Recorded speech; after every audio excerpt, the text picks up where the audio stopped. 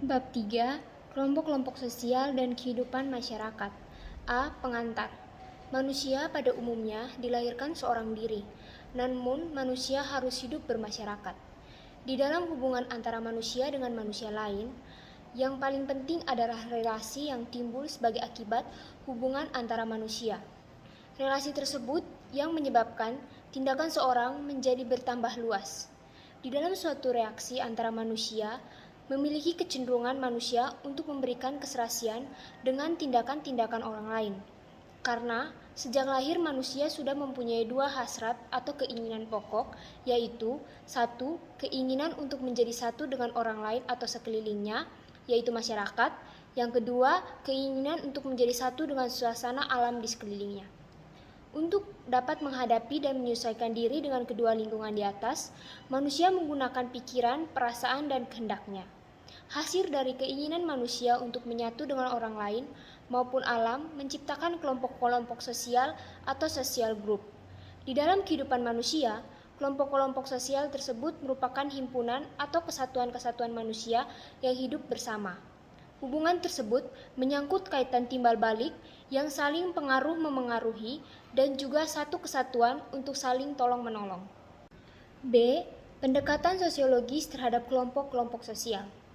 Kelompok sosial atau social group adalah himpunan atau kesatuan-kesatuan manusia yang hidup bersama oleh karena adanya hubungan antara mereka.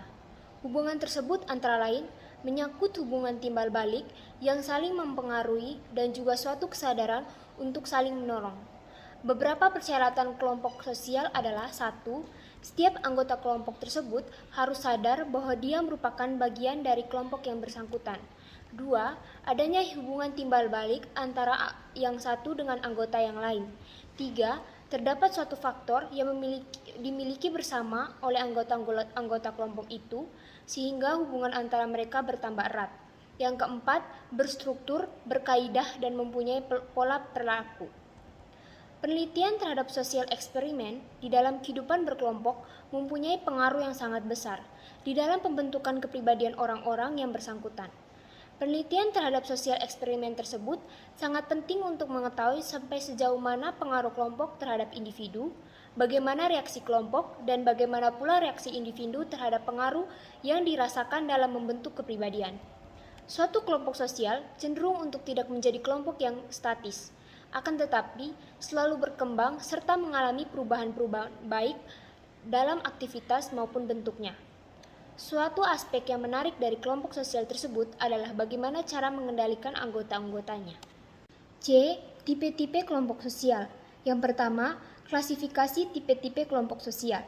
Tipe-tipe kelompok sosial dapat diklasifikasi dari beberapa sudut atau dasar, atau dari beberapa kriteria atau ukuran, antara lain A. Besar kecilnya jumlah anggota, B. Derajat interaksi sosial, C. Kepentingan dan wilayah, D. Berlangsung suatu kepentingan, E. Derajat organisasi, F. Kesadaran akan jenis yang sama, hubungan sosial dan tujuan. 2. Kelompok sosial dipandang dari sudut individu. Kelompok sosial termasuk biasanya adalah atas dasar kekerabatan, usia, seks, dan kadang-kadang atas dasar perbedaan pekerjaan atau kedudukan. Dalam masyarakat yang sudah kompleks, individu biasanya menjadi anggota dari kelompok sosial tertentu sekaligus. Dengan demikian, maka terdapat derajat tertentu serta arti tertentu bagi individu-individu tadi. Sehubungan dengan keanggotaan kelompok sosial yang tertentu, sehingga bagi individu terdapat dorongan-dorongan tertentu pula sebagai anggota suatu kelompok sosial. 3. In-group and out. 3. In-group dan out-group. In-group adalah kelompok sosial dengan mana individu mengidentifikasi dirinya. Out-group adalah kelompok sosial yang oleh individu diartikan sebagai lawan in-groupnya. Sikap out-group selalu ditandai dengan suatu kelainan yang berwujud antagonisme atau antipati. Perasaan in-group dan out-group dapat merupakan dasar atau suatu sikap yang dinamakan etnosentrisme.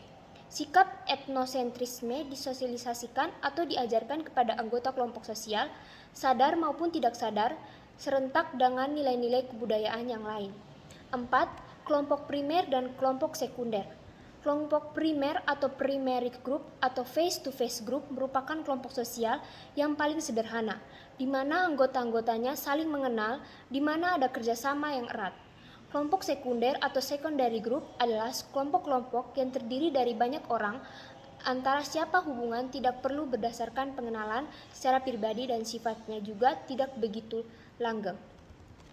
Yang kelima, paguyuban dan patembayan. Paguyuban adalah bentuk kehidupan bersama, di mana anggota-anggotanya diikat oleh hubungan batin yang murni dan bersifat alamiah dan kekal. Dasar hubungan tersebut adalah rasa cinta dan rasa persatuan batin yang memang telah dikordatkan. Patembayan adalah ikatan lahir yang bersifat pokok dan biasanya untuk jangka waktu pendek. Ia bersifat sebagai suatu bentuk dan pikiran belaka. 6. Formal group dan informal group. Formal group adalah kelompok yang mempunyai persatuan tegas dan sengaja diciptakan oleh anggota-anggotanya untuk mengatur hubungan antara sesamanya. Informal group tidak mempunyai struktur dan organisasi tertentu atau yang pasti. Kelompok-kelompok tersebut biasanya terbentuk karena pertemuan-pertemuan yang berulang kali yang menjadi dasar bagi pertemuannya kepentingan dan pengalaman yang sama. Yang ketujuh, membership group dan reference group. Membership group merupakan suatu kelompok di mana setiap orang secara fisik menjadi anggota kelompok tertentu. Reference group ialah kelompok sosial yang menjadi acuan bagi seseorang untuk membentuk pribadi dan perilakunya. Yang kedelapan, kelompok okupasional dan volunteer. Kelompok okupasional merupakan kelompok yang terdiri dari orang-orang yang melakukan pekerjaan sejenis. Kelompok volunteer mencakup orang-orang yang mempunyai kepentingan sama, namun tidak mendapat perhatian dari masyarakat yang semakin luas dan daya jangkaunya. D. Kelompok-kelompok sosial yang tidak teratur. Yang pertama, kerumunan atau crowd. Kerumunan adalah individu-individu yang berkumpul secara kebetulan di suatu tempat dan juga pada waktu yang bersamaan. Bentuk-bentuk kerumunan antara lain A. Kerumunan yang berartikulasi dengan struktur sosial. Kerumunan ini terbagi atas dua, yaitu khalayak penonton atau pendengar yang formal, dan yang kedua kelompok ekspresif yang telah direncanakan. Yang B. Kerumunan yang bersifat sementara. Kerumunan ini terbagi atas tiga, yaitu kumpulan yang kurang menyenangkan. Yang kedua kerumunan orang-orang yang sedang dalam keadaan panik, dan yang ketiga kerumunan penonton. C. Kerumunan yang berlawanan dengan norma-norma hukum.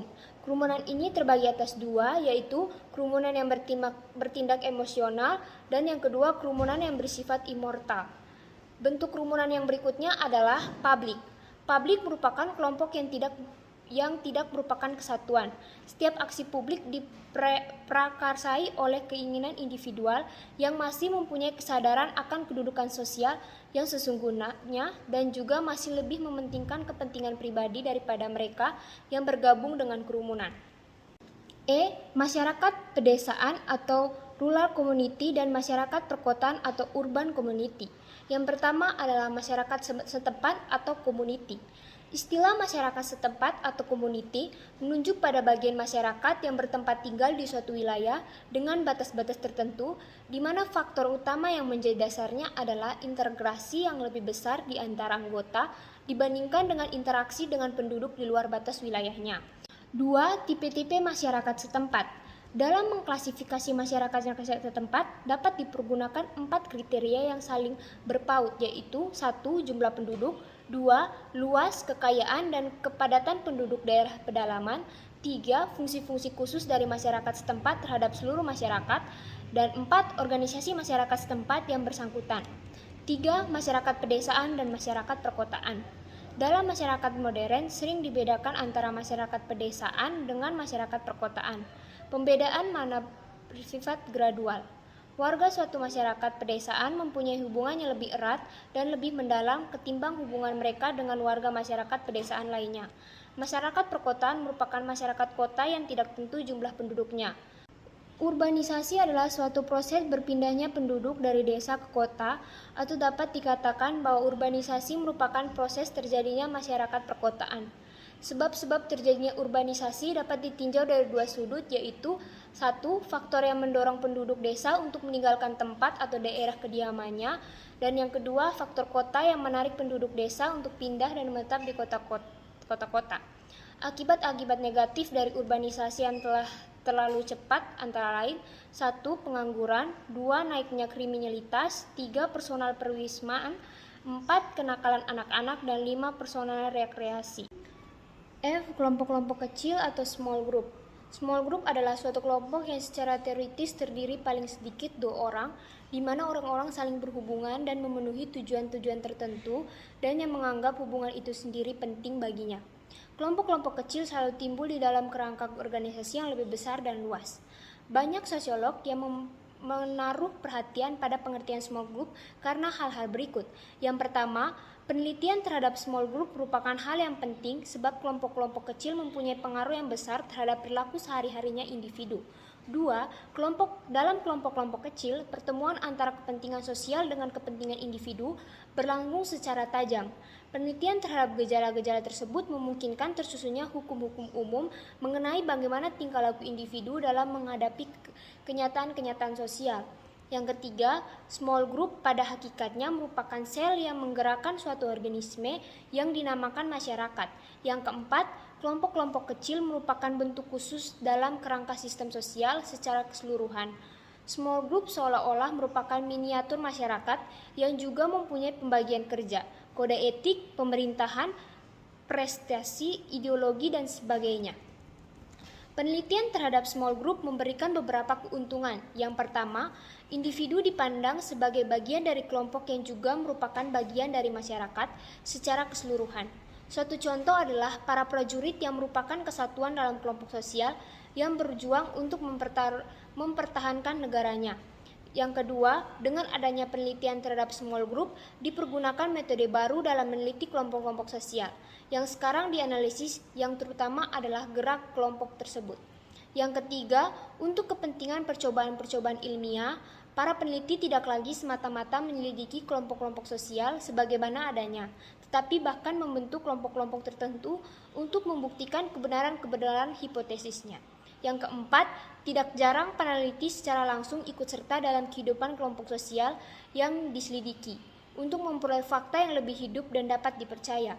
Dan yang kelima, melalui penelitian tersebut diperoleh suatu bukti bahwa adanya small group dalam masyarakat merupakan hal yang wajar.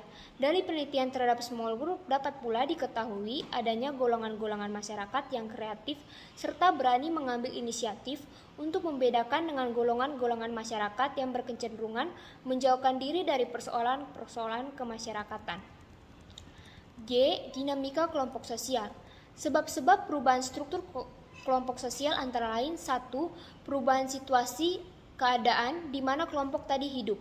2. Pergantian anggota-anggota kelompok. Dan 3. Perubahan-perubahan yang terjadi dalam situasi sosial dan ekonomi. Setiap kelompok sosial pasti mengalami perkembangan serta perubahan. Perubahan dalam setiap kelompok sosial ada yang mengalami perubahan secara lambat dan ada pula yang secara cepat. Di dalam dinamika kelompok, mungkin terjadi antagonisme antara kelompok-kelompok apabila terjadi peristiwa tersebut secara hipotesis. Prosesnya sebagai berikut. 1. Bila dua kelompok bersaing, maka akan timbul stereotip. 2. Kontak antara dua kelompok yang bermusuhan tidak akan mengurangi sikap tindak bermusuh tersebut. 3. Tujuan yang harus dicapai dengan kerjasama akan dapat menetralkan sikap tidak bermusuhan. 4. Di dalam kerjasama mencapai tujuan, stereotip semula negatif menjadi positif. Sekian dan terima kasih. Lebih dan kurangnya saya mohon maaf.